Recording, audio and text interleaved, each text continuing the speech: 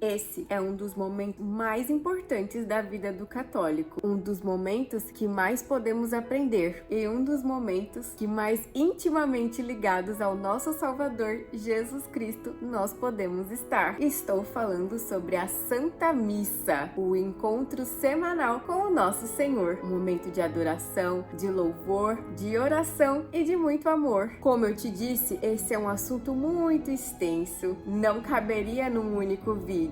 No último que eu postei aqui, eu falei um pouquinho sobre as origens da Santa Missa, o banquete do Cordeiro, esse momento tão especial que já lá no Antigo Testamento foi previsto pelos profetas e agora, com a vinda do Salvador, se concretizou e hoje podemos celebrar todos os dias a Santa Missa. Lembre-se, a missa é o nosso encontro mais importante, pois se amamos alguém, queremos estar perto, não é mesmo? E nós temos obrigações também, mesmo com aquilo que gostamos. Por exemplo, com a escola, temos a obrigação de ir à escola, temos a obrigação de cuidar do nosso lar, fazer as tarefas de casa. Quando ficamos grandes, temos a obrigação de trabalhar e não diferente disso, temos a obrigação de ir à Santa Missa todos os domingos. E você pode estar pensando, ou já pensou em algum momento da sua vida, ai, mas a missa é chata, ai, é um tal de senta e levanta. Por que o sacerdote faz assim? Por que a gente faz assado? Ai, eu não entendo nada que acontece, então eu não gosto de ir. Se você não entende os momentos da missa e o porquê é assim, esse vídeo é especialmente para você. Vamos começar após a vinheta.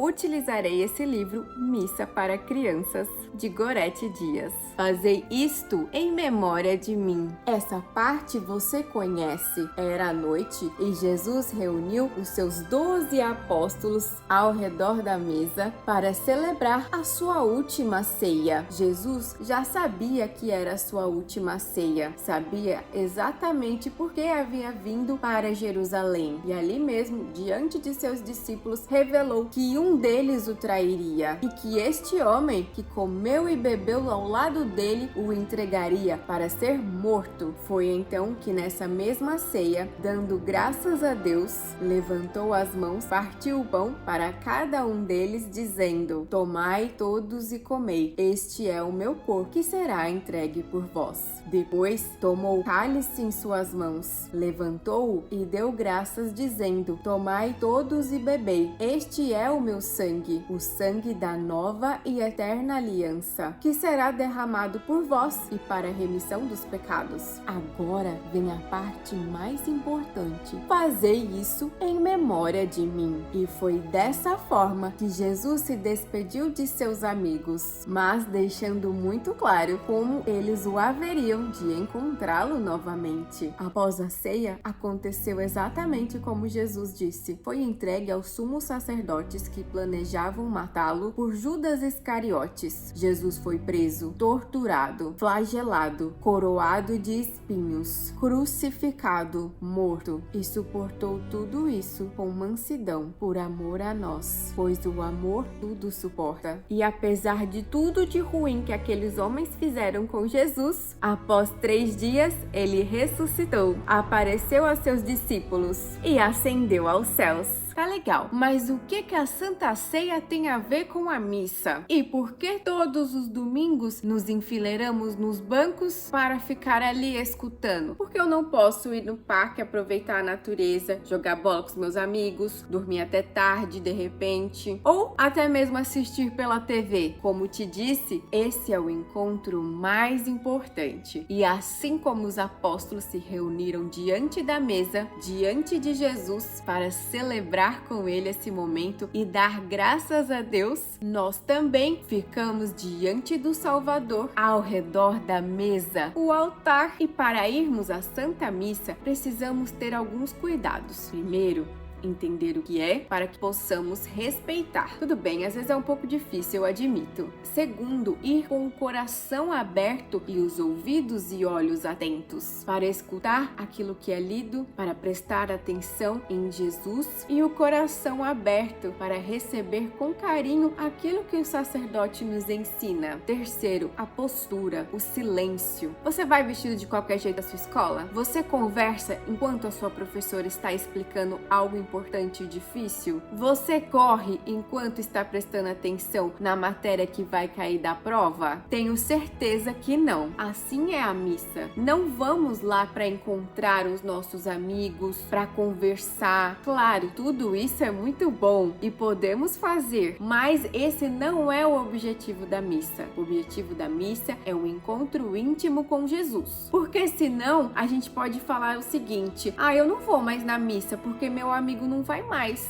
Se o seu amigo não vai mais à missa, convide-o para ir, ajude-o para que ele volte, mas não deixe você de ir porque o outro não vai. E até mesmo se os seus pais não costumam ir, faça esse convite também para eles. Explique para os seus pais que é importante que toda a família esteja reunida em volta do altar. Silêncio! Se você quer conversar, chegue antes, encontre os seus amigos na porta da igreja, conversa, abrace, bate aquele papo, mas assim que entrar no local da assembleia, faça silêncio, pois lembre-se, outras pessoas estão ali rezando, fazendo as suas devoções, e aqueles que servirão no altar já estão se preparando para esse momento importante. Claro, quando acabar a missa e todos saírem, você também pode ir indo encontrar os amigos e conversar e bater aquele papo. E atenção também para beber água antes de começar a missa. Claro, se você sentir sede, leve uma garrafinha com você. Procure ir ao toalete antes de entrar na missa, para que você não tenha que ficar saindo e andando pela assembleia para ir tomar água ou para ir ao banheiro, porque primeiro, você não vai prestar atenção direito, vai perder partes importantes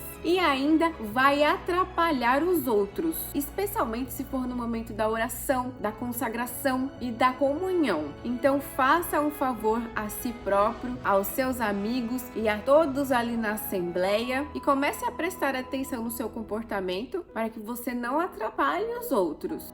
E um aviso muito importante, especialmente para você que já fez a sua primeira comunhão e pode receber o corpo de Cristo, mas se você ainda não recebeu, também é importante que você já saiba desde já. Devemos fazer o jejum eucarístico. Mas o que é isso? Imagine o seguinte: você recebeu um convite para a festa do seu amigo e você sabe que lá será servido a melhor comida. Tudo aquilo que você gosta de comer vai ter ali na festa. Você comeria um banquete antes de ir à festa do seu amigo? Não. Você ficaria o dia todo sem comer para poder aproveitar mais ainda a comida que será servida. Fazendo essa simples analogia, o que eu quero dizer é: vamos ao banquete do Senhor. Isso é o que a igreja nos prescreve. O mínimo é 1 hora antes de você receber a comunhão. Se a missa vai começar às 10, procure comer 1 hora antes para que você possa receber a comunhão da forma correta. Não se esqueça desse detalhe.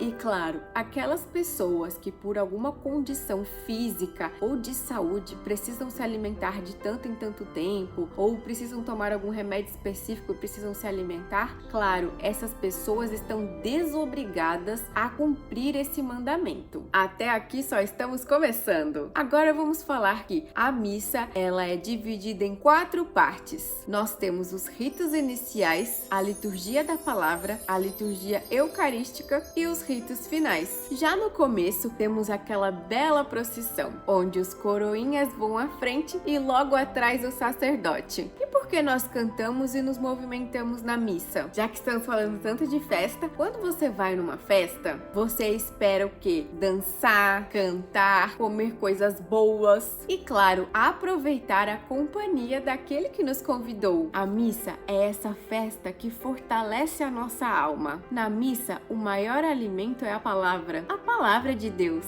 as lições e a comunhão. Acompanhar as orações, louvar, ajoelhar-se, fazem parte dessa forma alegre de participar dessa celebração. E qual o significado desses movimentos que fazemos na missa? Quando ficamos sentados, significa que estamos atentos para escutar aquilo que nos é dito. Em pé é sinal de respeito. De joelhos, sinal de adoração e de humildade. Andar em procissão significa que estamos caminhando com Jesus. Levantar as mãos, estamos louvando e agradecendo a Deus. Sinal da cruz significa que somos cristãos. cristãos. E é sempre em nome do Pai, do Filho e do Espírito Santo que vamos pensar, falar e sentir sobre o sacerdócio. Jesus é o nosso bom pastor. Por meio de seus atos e palavras, ele deixou seus ensinamentos. Porém, Jesus, mesmo estando vivo, é invisível aos nossos olhos. E foi por isso que ele instituiu o sacramento da ordem, onde o sacerdote, o padre, torna-se representante de Jesus. E é por meio dessa ordenação que o sacerdote recebe essa herança divina que vem desde os apóstolos, lá do primeiro, como Pedro, João, Tiago, André, onde ele recebe a graça de transformar água em vinho e o pão no corpo de Cristo. A esse milagre que acontece todos os dias, em todas as missas, em qualquer lugar do mundo, chamamos de transubstanciação. Palavra difícil, não é? Não se preocupe, pão e vinho continuarão tendo a mesma aparência e cor, mas já ali é o corpo do nosso Salvador. Quantas graças, quanta paz, quanto amor podem ser derramados no nosso coração durante a celebração e nem sequer nos damos conta. Por isso, há um momento em que o sacerdote diz: eis o mistério da fé, pois não sabemos exatamente como funciona que o pão se torna o corpo de Cristo, mas Deus nos deu a inteligência para conhecer os seus ensinamentos e nos deu a fé para enxergar. Mas deixa eu te contar uma história antes que você precisa saber para compreender o que é esse milagre. Havia um sacerdote na cidade de Lanciano, na Itália, muito bondoso e que muito amava Deus, mas escondia um segredo em seu coração que ele tinha até mesmo vergonha de contar aos outros.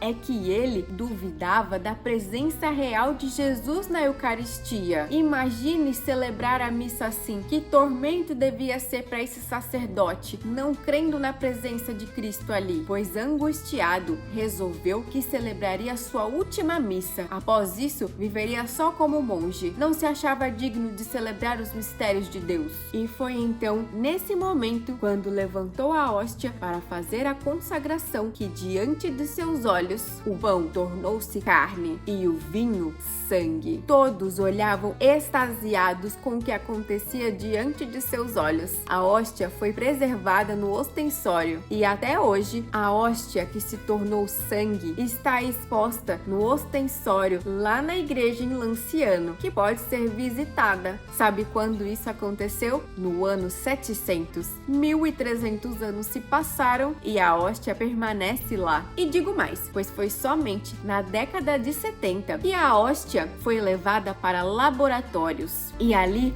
foi testada por cientistas. E sabe qual foi o laudo que chegaram? De que aquele pão era sim de fato carne humana, mas não de qualquer parte do corpo. As provas atestam, era carne vinda do coração. E o sangue que está ali é sangue humano. Se um dia você tiver a oportunidade de ir à Itália, não deixe de visitar o milagre de Lanciano. Mas agora vamos falar sobre os paramentos sacerdotais. Eu chego lá na missa, tem dia que o padre tá de verde, tem dia que ele tá de vermelho. Como é que é? Ele escolhe a sua cor favorita? Quando vamos a uma festa, nós escolhemos a nossa melhor roupa, não é mesmo? Assim também é o sacerdote. Nós temos alguns tempos litúrgicos. No tempo comum, o sacerdote usa verde. Nesse tempo litúrgico, vamos escutar Jesus nos chamando à conversão e dando seus ensinamentos ali, no dia a dia, como fez com os apóstolos. A cor verde é a mais comum e é usada na maior parte do tempo. Quando estamos no tempo comum, não importa onde você participará da missa, se será no seu bairro, se será perto da casa da sua avó, se será em outro estado ou até mesmo na Itália. Quando você entrar na igreja,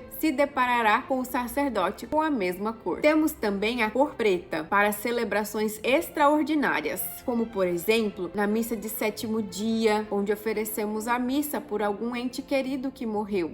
Temos também a cor branca e dourada. Esses são os dias de festa, usados no Natal, na Páscoa e nas celebrações de Nossa Senhora. Temos também a cor roxa. Essa indica que estamos num período de reflexão, de meditação, oração, arrependimento e também penitência. Essa é a cor usada no Advento e durante toda a Quaresma. E temos também a cor de rosa. Elas anunciam que se aproxima o tempo da alegria. E não podemos esquecer dizer que temos também a cor vermelha. Utilizamos para celebrar santos mártires. Também Pentecostes e Corpus Christi. Estão gostando de aprender sobre a Santa Missa? Pois eu estou adorando falar sobre ela e é um dos meus assuntos favoritos. Por isso, pensando em deixar o conteúdo mais fácil de você assimilar, para não ficar muito extenso e um pouco cansativo, eu vou encerrar essa aula sobre a Santa Missa aqui, mas já na próxima semana vai ter a segunda parte dessa aula, onde você vai aprender um pouquinho mais sobre os tempos da missa e como se comportar nela. Compartilhe com os amigos, chame todos para aprender e já se inscreva no canal, pois na próxima semana já tem o próximo vídeo. Até!